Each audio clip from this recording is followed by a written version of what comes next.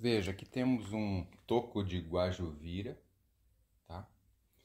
E esse toco apresenta uma fissura muito importante. Até poderia fixar aqui para fazer um bowl, né? Mas essa fissura aqui está bem profunda. Estou analisando a madeira aqui. O único jeito que eu tenho é cortar aqui, aproveitando essa fissura, e fazer dois vasos, um aqui e outro aqui.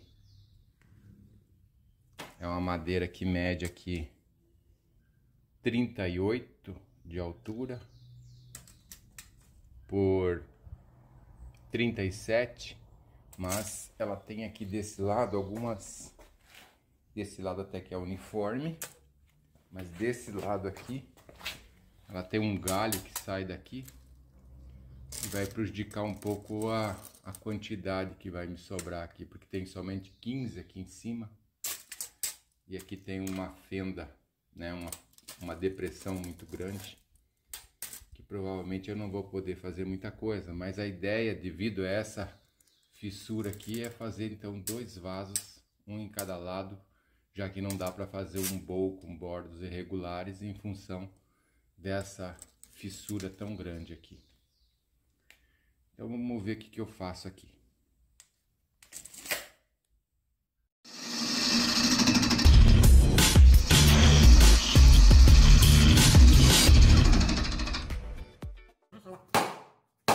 Meus amigos e minhas amigas aí usando inicialmente machados e cunhas para partir essa madeira fissurada, e agora partir então para ver o que essa madeira poderá me proporcionar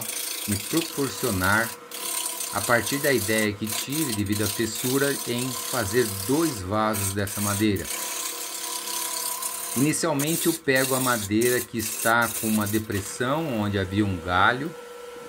É uma madeira que tem um processo de decomposição na parte do brancal ou alburno, e isso faz com que eu tenha que trabalhar muito nessa madeira até chegar em alguma estrutura que eu possa ter a segurança de fazer um desenho que supra a minha expectativa com relação a essa madeira.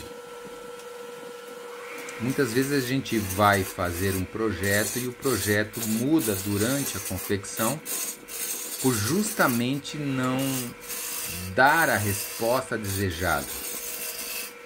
Não é que a madeira dita a regra, mas em alguns casos você tem que mudar o projeto em função daquilo que a madeira proporciona. Aí com uma goiva de bacia, estou aí numa tentativa de retificar esse bordo. Às vezes quando você está usinando uma peça dessa, se você não retifica os bordos, você fica com uma peça mais desbalanceada do que ela já é inicialmente. Repare que eu comecei a permanecer com a goiva de bacia, mas ela tira pouco material, e isso me motiva a novamente pegar a goiva de desbaste e ter uma melhor evolução em termos de retirada de material. Então está sendo tirado bastante material. Inicialmente eu pensei em fazer um vaso no estilo normal, vamos dizer assim, com uma boca, com um pescoço e um corpo, mas olhando para a madeira eu percebi que haveria de tirar muita madeira nesse corpo aí até que eu conseguisse ter uma madeira mais firme, que eu pudesse dar um acabamento. Alguém poderia dizer assim, mas não dá pra gente deixar isso aí no meio e lixar e dar um acabamento mais natural aí no meio? Sim, até poderia.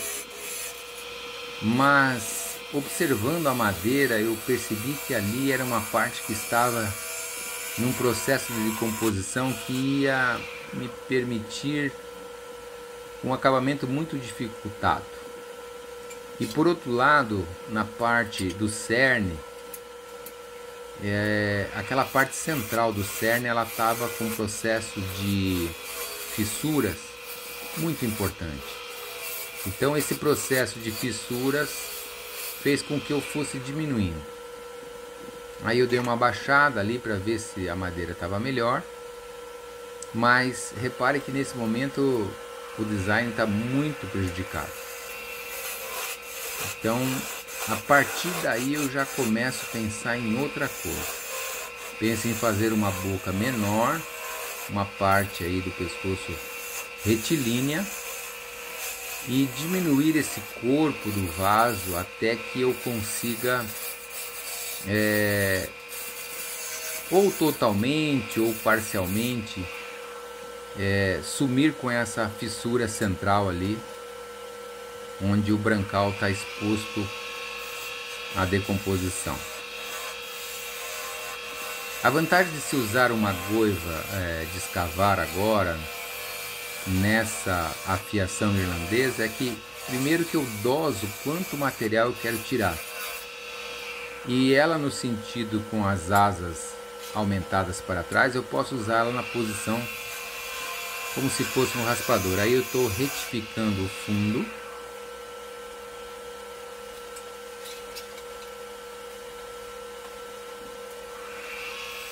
E ainda ficou ali na parte de cima do vaso, que será a parte de cima do vaso, um pouco de irregularidades que eu não consegui tirar com a goiva naquele momento e agora consegui retificar.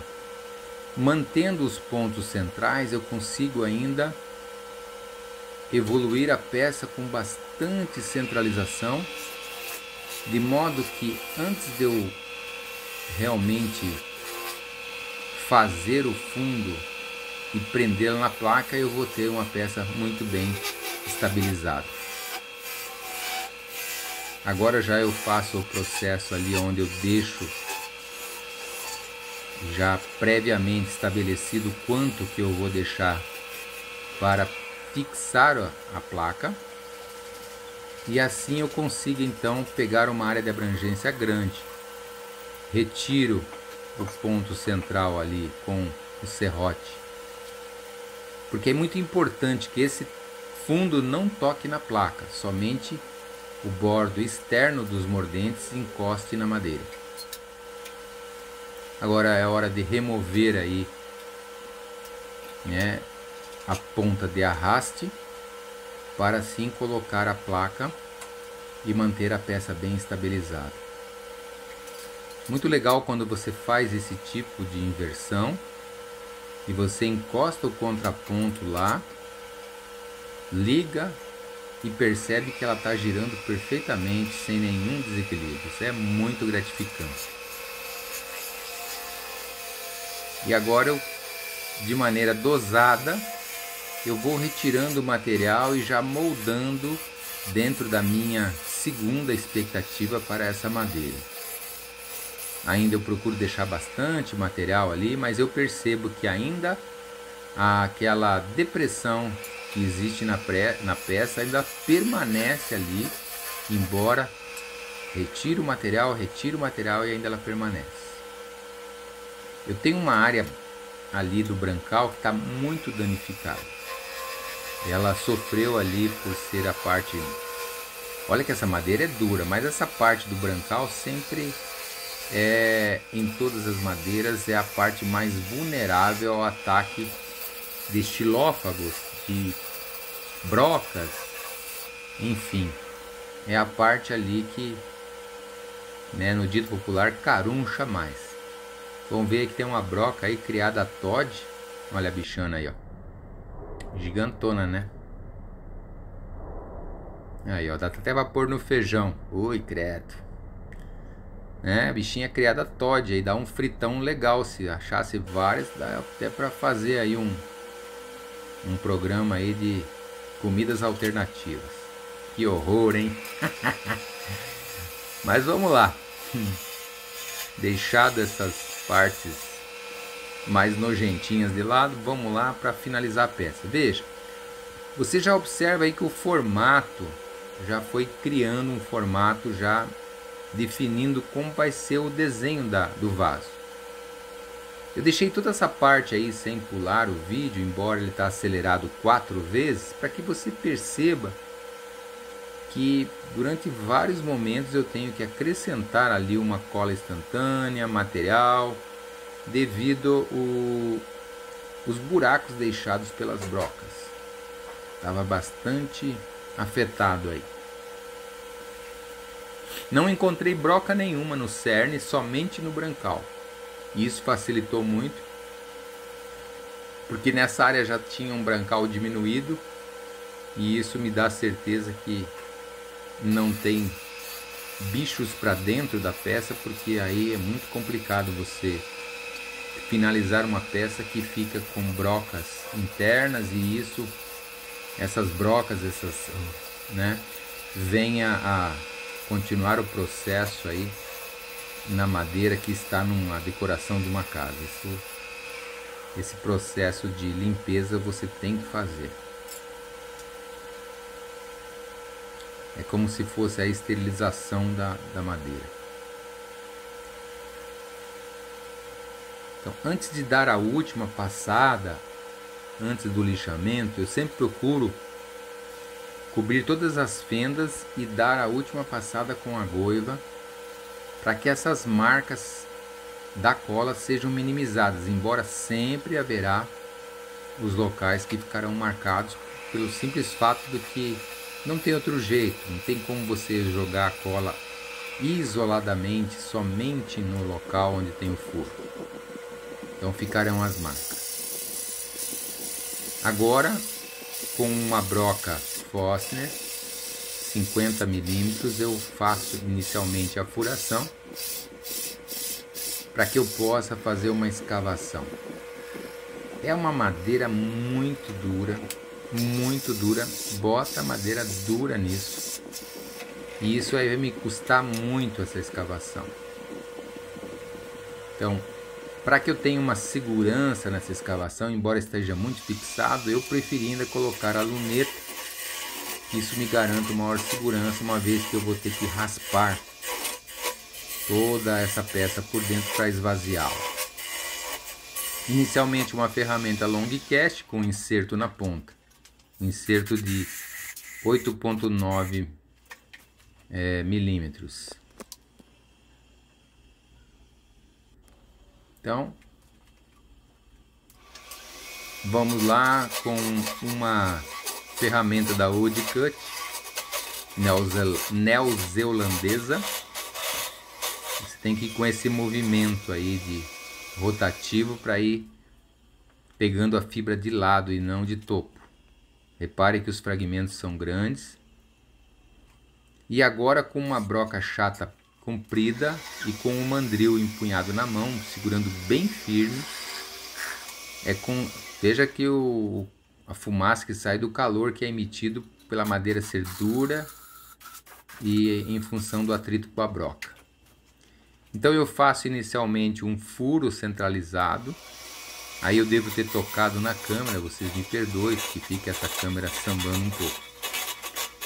E agora, com aquele furo central, eu tenho uma área para que eu possa entrar de lado com a ferramenta e poder retirar material. Então a cada pouco tira um tanto desse, usa ali então o ar para que seja limpo cada vez. Olha lá, vai se aprofundando. E depois de muito escavar, agora eu vou dar uma medida para mostrar para vocês que foram aí uns 27, 28 centímetros escavados, num total de 37 do comprimento, 37 centímetros, escavado 27, deixando 10 lá embaixo, porque a minha ferramenta acabou ficando curto o espaço para que eu pudesse escavar de forma mais... Teria que ser pelo fundo daí. Mas como esse vaso ficou relativamente estreito, eu preferi deixá-lo com um peso embaixo para que esse vaso não fosse derrubado com facilidade pelo vento, caso ficar exposto no lugar, um balcão, alguma coisa que pegue vento. Então você deixa ele um pouquinho mais pesado. mas até os 27 centímetros aí desde do bocal, ele está totalmente escavado, né, deixando a peça mais leve e esteticamente bonita a visualização de cima. Eu lixei aí desde a lixa 80 até o grão 600, usando várias etapas aí. E agora, onde o menos é mais, eu passo com um paninho de algodão, a seladora nitrocelulose 1:1 com thinner, e essa fina camada me permite aí já um acabamento. Depois eu vou ainda lixar isso aí, vou lixar novamente com a esponja de aço fininha, tipo Scotch-Brite, e dar o acabamento com cera. Agora aí com um fragmento, né, ou com um pedaço de madeira de uma macieira que eu tinha ali, numa placa de 140, eu vou fazer o local onde eu vou encaixar a peça para tirar o fundo aonde estava preso na placa. Em vez de deixar o contato direto com a madeira, eu preferi então usar ali esse pano de algodão, onde ficou bastante firme. Durante a usinagem do fundo, eu percebo uma vibração, mas não me toquei que eu não tinha apertado o contraponto. Por isso você vai ver a manivelinha aí, ó, o manípulo preto aí do contraponto vibrando e indo em direção a afrouxar mais, porque ele não ficou preso. Mas mesmo assim, não impediu que eu tirasse o fundo de maneira bem, né, retilínea. Então você vê, só a capaçada da goiva já ficou pronto, não vou passar mais nada. E agora com o formão oblíquo eu vou marcar ali uma canaletazinha onde eu posso colocar o formão para retirar isso aí. Então com uma goivinha de entalhe, eu vou batendo de maneira para lá e para cá, não somente para um lado, até que ela solte e eu retire o excesso. E depois com uma almofada de lixa e a parafusadeira, então eu consigo remover toda aquela parte final ali, dando um melhor acabamento para esse fundo. Uma vez retirado todo o excesso, agora então eu posso passar uma fina camada aí de seladora e finalizar a peça. Essa peça agora ela é lixada novamente com a esponja verde. E aí, finalizando aquele toco que tinha duas laterais, estão aí dois vasos semelhantes, mas não iguais, né, numa performance que eles vão ficar juntos aí na casa que eles forem decorar. Valeu, pessoal! Fiquem com Deus, beijo no coração e até o próximo vídeo. Deixe seu like e seu comentário.